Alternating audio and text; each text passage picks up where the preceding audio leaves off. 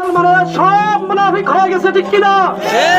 এরা যদি মুসলমান থাকতো, এক মুসলমান ভাইয়ের আরেক মুসলমানদের খানদান সে থাকতো অবশ্যই। যারা মুমিনের আত্মহত্যায় মুমিনের বেতায় ব্যতীত না হয়, এরা মুমিন না, এরা মুনাফিক, ঠিক কিনা? এরা মুনাফিক।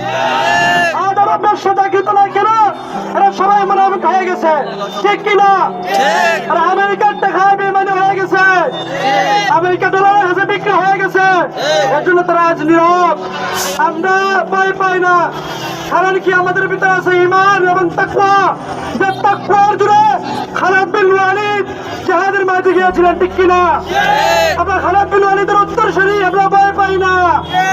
আমরা শাহজালালের উত্তরসূরি, শাহজালালের আওয়াজে গৌর গোবিন্দের পতন হয়েছিল। আমি আপনাদের কাছে দুইটা জিনিস নিয়ে বলবো।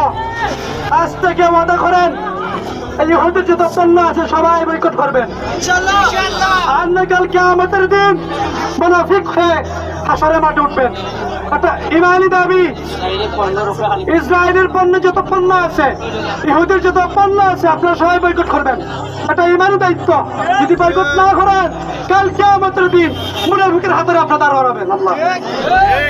আর শেষ কথা বলতেছে, যদি কোনোদিন আবারও জিহাদের জন্য ডাক দেওয়া হয়, সবাই মাথার খাবার নিয়ে ইনশাআল্লাহ রাজপথে বেরিয়ে যাবেন, ইনশাআল্লাহ।